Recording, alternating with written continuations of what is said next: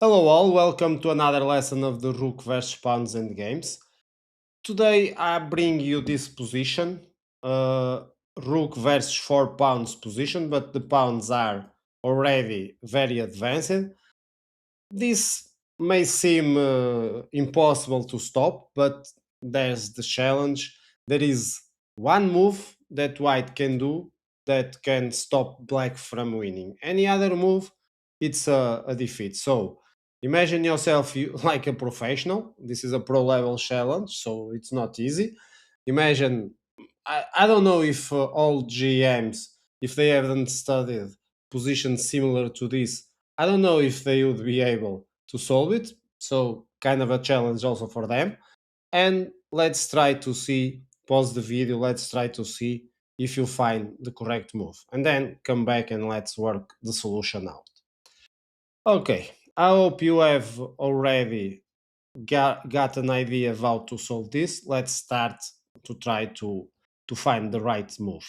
So here, one simple idea, because my king is in front of the pawns already, is to go with the rook to the other side. So approaching the technique like we saw in our first position of the rook versus 4 pawns lesson, going to the other side. So the idea is to arrest the king and then attack the unprotected pawns. Let's see how this works. Well, black just advances 1 pawn. I attack one of the pawns. It's unprotected, but of course black can advance it.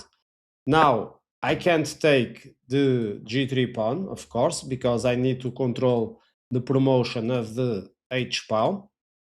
So here simply I need to go to h1 with my king. And here is an important move. This is a key move if you are on the side with the 4 pawns for you to remember.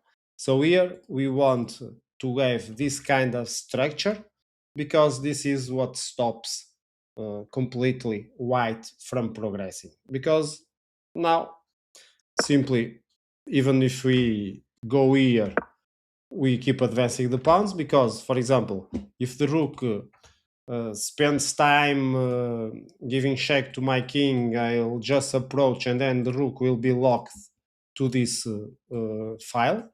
Otherwise, I will promote 1 pawn, the king takes, and then I promote the other. I will show you that.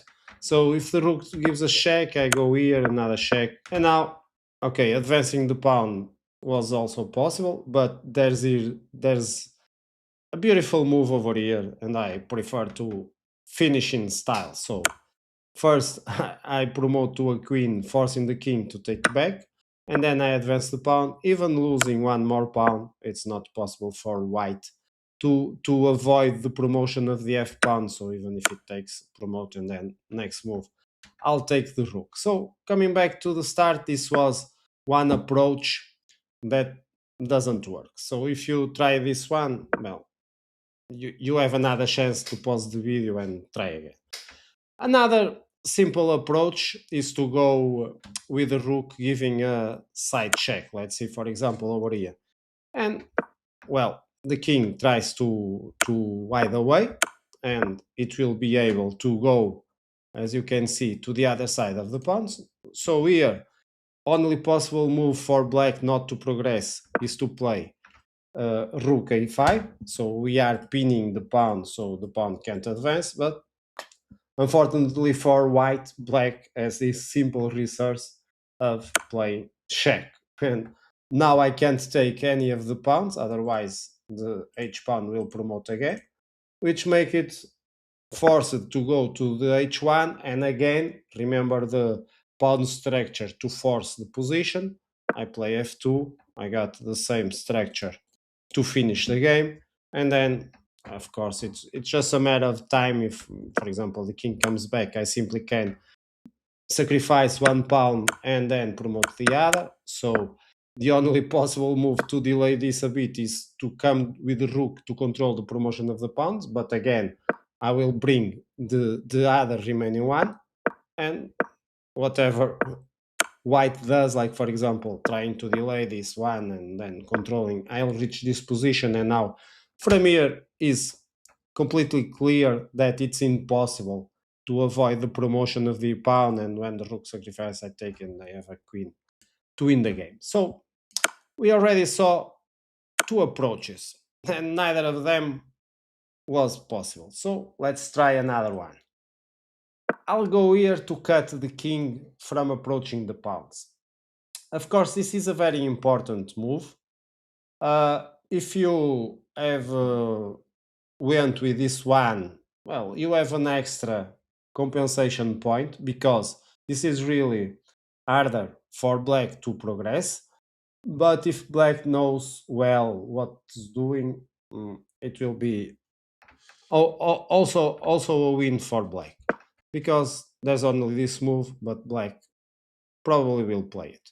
And now we attack the pawn that it's unprotected and we get this same position. This position can also be reached with other two possible solutions. I will uh, take the moment to show you that, for example, if you attack it directly with a check on c1, the king goes here and we got the same position we were seeing.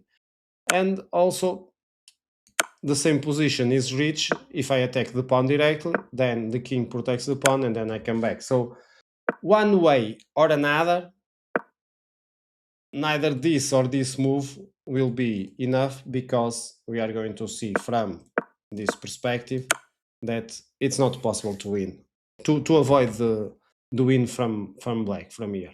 Because what happens is black goes to e4, and then when I check it again, it has this research. This is the key situation because the king can either way behind the pawns, which was not a good thing for white, and that's why white will lose the game. So now we bring the rook to the other side. The idea is to try to go in a decent check, but black can advance the pawn now. For example, if I give a check, not enough because the king can still either way on g4. Now even if the rook goes back trying to go from the top giving checks, I simply give another check. Now remember, we are threatened to promote with the h pawn, so the next move is forced. And again, if you remember correctly, I already told you what is the proper technique to win this end game. And of course, if you have paying attention, of course, we will play f2 and get again this perfect structure to win. And of course, from now on, there will be just timing well to advance the pawn. Like for example, if the rook tries to delay to check, then we just get this surprise move. Okay, we can't take the rook again because if we take, it will be a draw by stalemate. But we can keep controlling the promotion of the pawn. Now, as you can see, white is already close to lose the game because we are threatening to promote.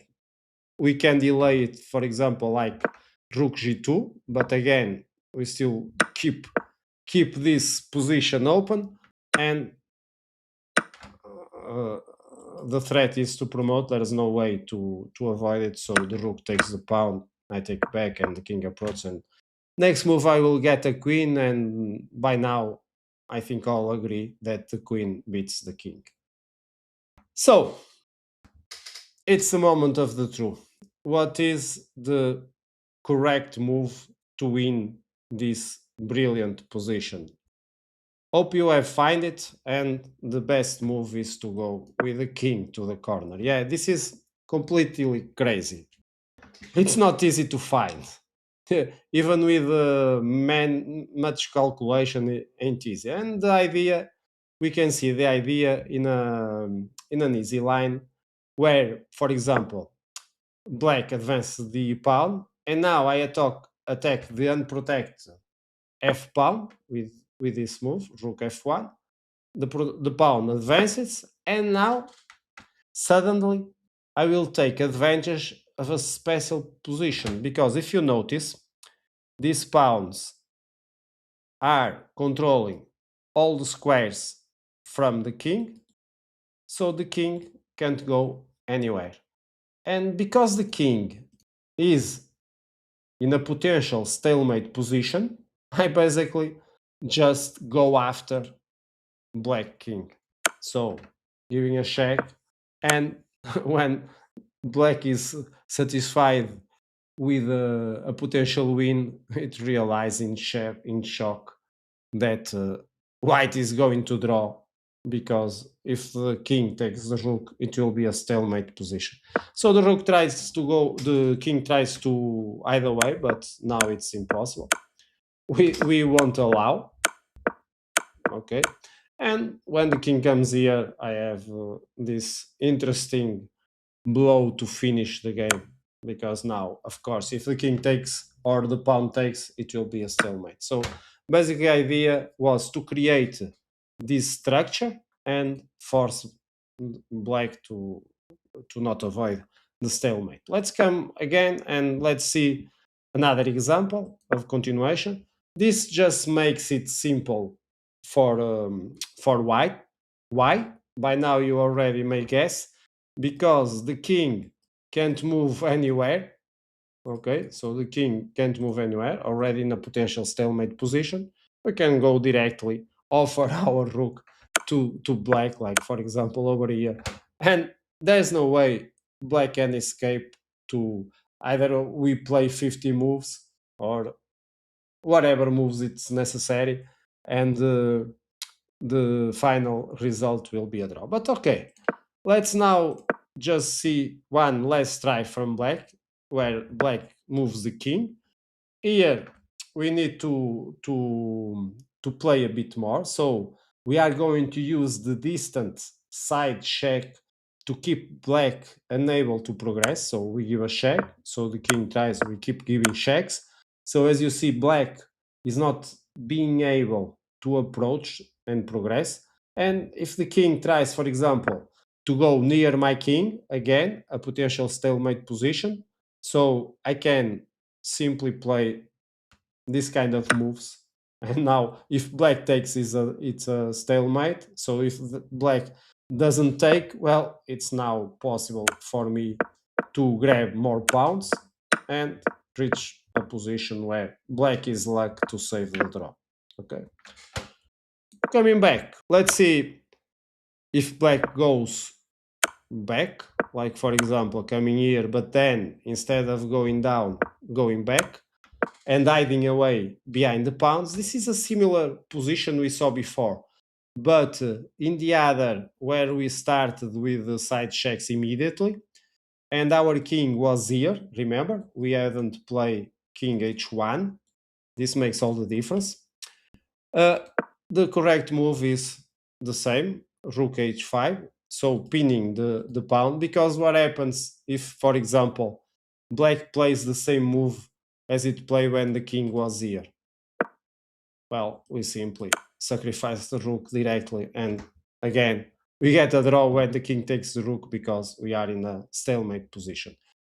The difference was because the king was in g2 on the other position we saw at first. This move was possible checking the king first, so winning a tempo because we are checking it and not allowing the white sacrifice. Again, coming to the beginning, hope you have found the challenge interesting. Of course, this is not an easy move to find. If you haven't found it, okay, you are forgiven. But maybe, just maybe, this gives you new ideas to defend a position like this one. So hard to defend and sometimes possible and so close. Okay, hope you have enjoyed and see you in future lessons. Bye bye.